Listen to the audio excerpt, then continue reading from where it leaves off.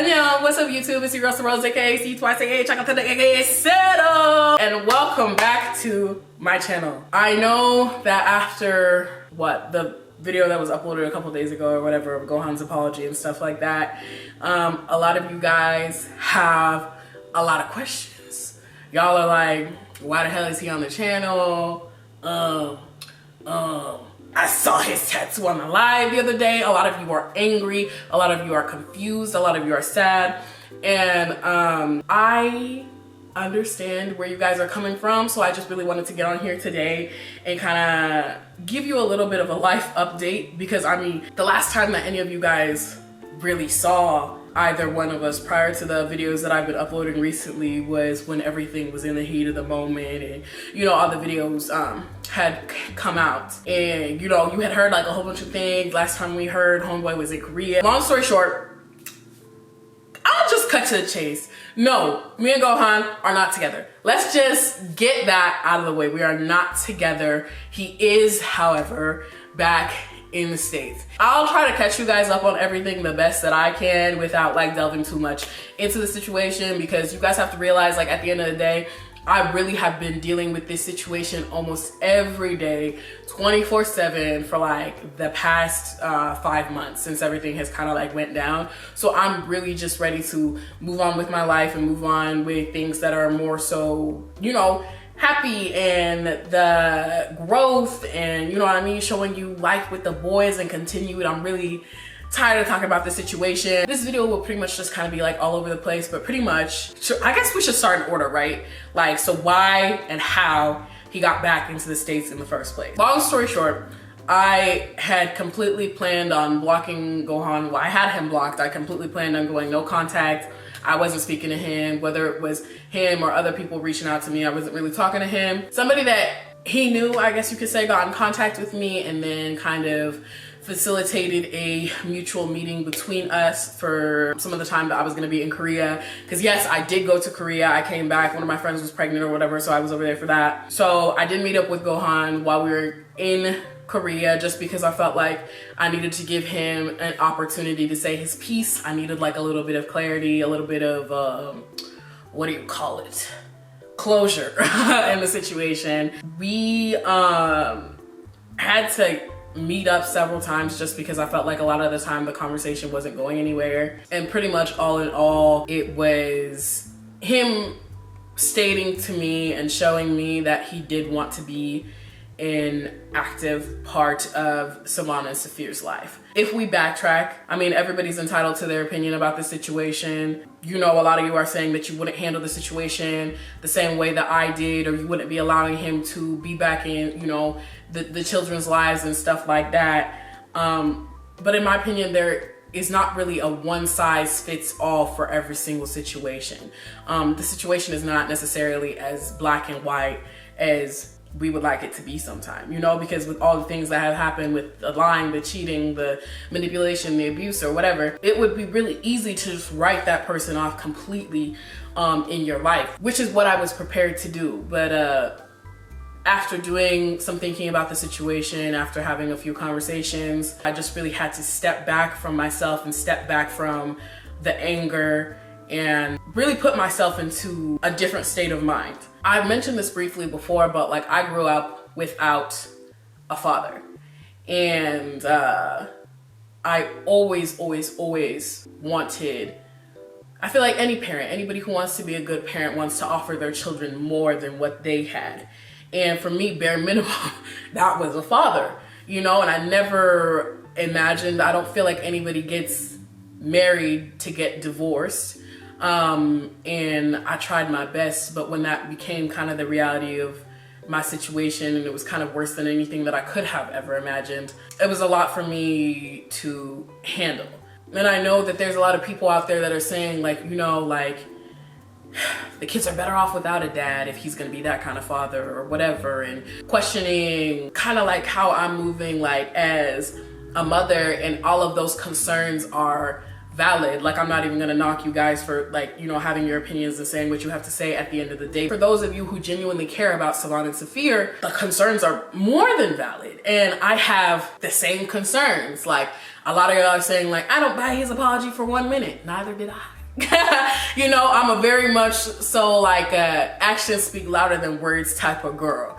And we've had conversations clearly off camera, which have led to the point that we've got to today. He did what he needed to do essentially to convince me he was in it for the boys and that he wanted to be here for the boys. So again, with me growing up without a father, I wanted that for them bare minimum. And I mean, just to be completely raw and honest with y'all, my dad didn't want me. He's just to be completely transparent. He didn't want me. He didn't want to be a part of my life. And that was just it. So for me to be now put in a position where I have somebody who is a father to my children, and I know how much my kids love their father, and he wants to be a father to those children, it just put me in a position where I really had to think, because I feel like a lot of y'all, and I mean myself included, are really stuck on the what ifs. Like, what if this happens? What if that happens? What if he does it again? What if he, you know, does worse? What if? It's always gonna be a what if. And we think about those negative what ifs. And I know there's a lot of you speaking from personal experience as well. And I really appreciate you guys sharing those personal experiences. But I also had to kind of step back from the situation and put myself like, it's still a what if, right? It's more so in a positive direction. So I'm still sitting there and I'm like, what if, right? And I mean, he's done a lot of, well, just say negative things. I'm still holding on to those what ifs as well. I'm just trying to change my perspective and kind of be like, you know, not be so negative about it. Be like, you know, what if he does better? What if he changes? There's always gonna be a negative what if, and there's always gonna be the positive what ifs. I really just want to kind of take this in a positive direction and truly believe in the good and the potential that he's shown me, you know, off camera, to be there for his kids, because a lot of y'all are really stuck on the idea that people don't change. And I feel like for a lot of us that might be true, whether it's been our own personal experience, if we've seen people that we love or whatever, maybe people that we had some sort of a relationship with and they were just not capable of change. I truly believe that people can change, and I believe that everybody has the potential to change if they want to. But people only change when the pain of remaining the same has become too great. And so even though it was really a shitty situation, maybe, you know, him going off and doing whatever he did all in all at the end of the day was enough to make him realize how important it was to be a part of those boys' lives. The boys are only going to continue to grow older. They're only going to continue to do more. They're going to start getting into extracurricular activities. Even though he might have been horrible, to say the least, to me, at least if he can show me that he wants to be good to those boys, all in all, that's what matters to me as a mother, is my boys' happiness. And you just never know, like, at the end of the day, you never want to risk it with your kids, but that's their father, and he's showing me that he wants to be an active part in their lives.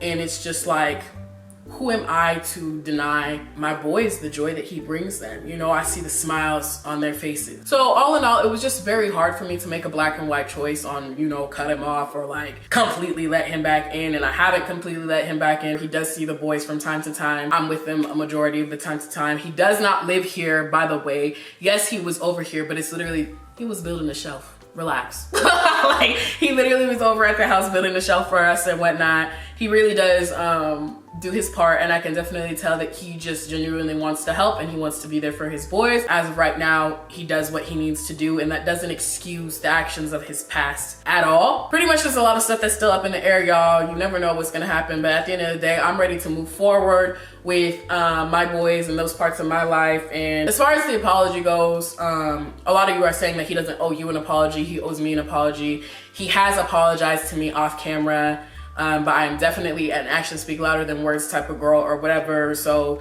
I said, you could keep that. Just show me that you really want to be here for the boys. The past is in past. There ain't shit that we can do to change whatever has happened. We can only change our actions and behaviors moving forward. So I'm really gonna hold him to that. A big reason why Bohan uploaded the apology publicly was because he felt like he owed me not only a personal but a public apology as well. You know, of how everything went down on the internet and how he had people believing one thing or another. And because the whole situation kind of blew up publicly, that's the reason why he felt like I deserved a public apology, which, you know, I appreciate both the private and the public apology. But like I said, his actions moving forward are really what's gonna show what's up. Only time will really tell. So we'll get to the juice, we'll get to the tea, ladies and gentlemen. Pretty much the boys are doing really well. I have so many fun videos that I filmed recently to share with you guys about what's going on in Savon's life and what's going on in Saphir's life. Savon's speech has improved like significantly. A little bit about me personally, and I know y'all want the tea, I know y'all want the juice.